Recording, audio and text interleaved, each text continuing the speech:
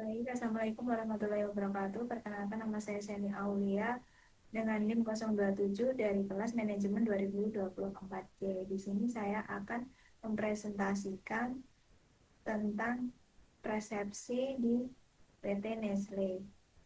Izin untuk share screen.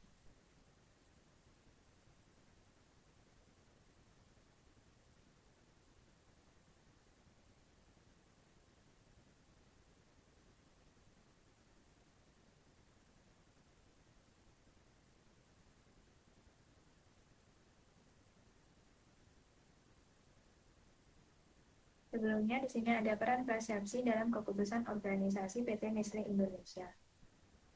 Proses persepsi sendiri adalah proses individu dalam menerima, memilih, mengorganisasi, dan menginterpretasikan informasi untuk memberikan makna pada lingkungan.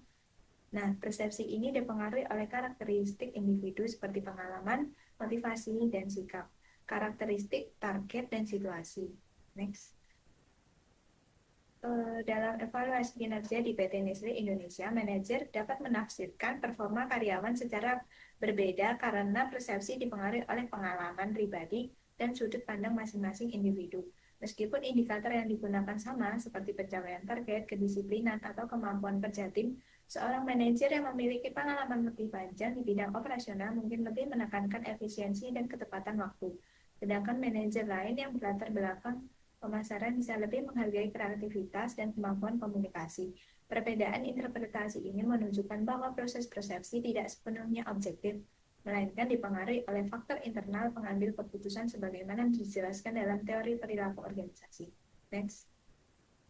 Bias dalam pengambilan keputusan sendiri, menurut Robbins, pengambil keputusan sering dipengaruhi oleh bias kognitif seperti yang pertama ada selective reflection.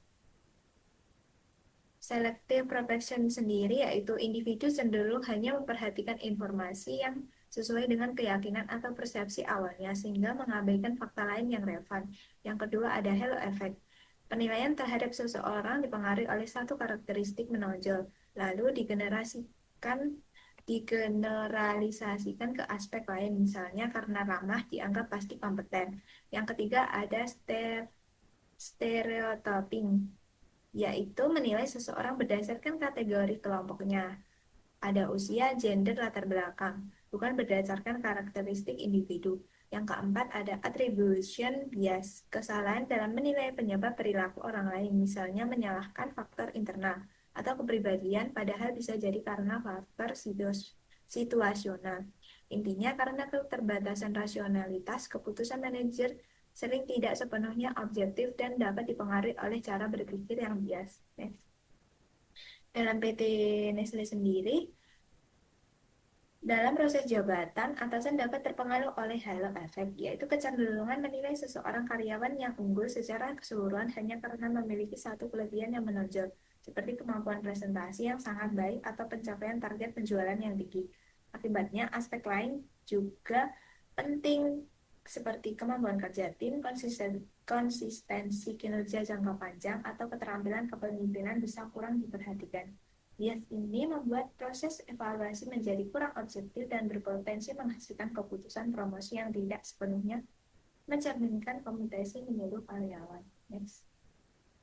Contoh kasus bias persepsi.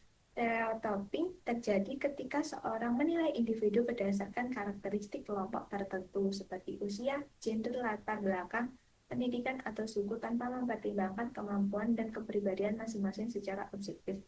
Dalam konteks organisasi seperti PT Nestle sendiri, stereotyping dapat muncul ketika manajer berasumsi bahwa karyawan muda pasti lebih kreatif atau karyawan senior kurang adaptif terhadap teknologi, sehingga penugasan dan penilaian kinerja tidak lagi didasarkan pada kompetensi individu. Bias ini berpotensi menciptakan ketidakadilan, menghambat pengembangan talenta, dan menurunkan efektivitas tim karena keputusan tidak sepenuhnya berbasis pada kemampuan nyata pada karyawan. Next. Di sini ada strategi pengambilan keputusan etis. Menurut Robbins, keputusan etis dipengaruhi nilai individu dan budaya organisasi. Strategi ini yang dapat diterapkan yaitu ada 4. Yang pertama ada kode etik perusahaan, yang kedua ada sistem evaluasi berbasis KPI, yang ketiga ada transparansi dan audit internal, yang keempat ada pelatihan etika kerja. Next. Untuk penerapan integritas global dan sistem key performance indikator di PT Nestle Indonesia membantu meminimalkan bias dalam pengambilan keputusan karena penilaian didasarkan pada indikator yang terukur, transparan, dan telah ditetapkan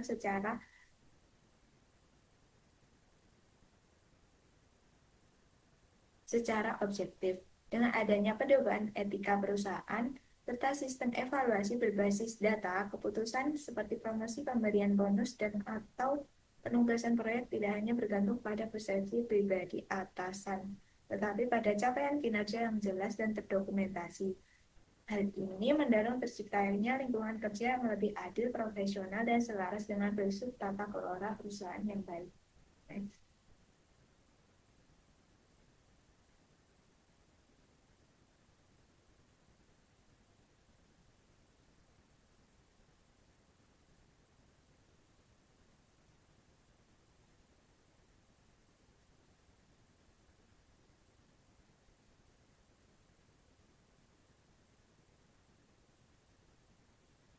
Baik, terima kasih atas presentasi yang sudah saya bawakan. Maaf jika ada salah dan kurangnya.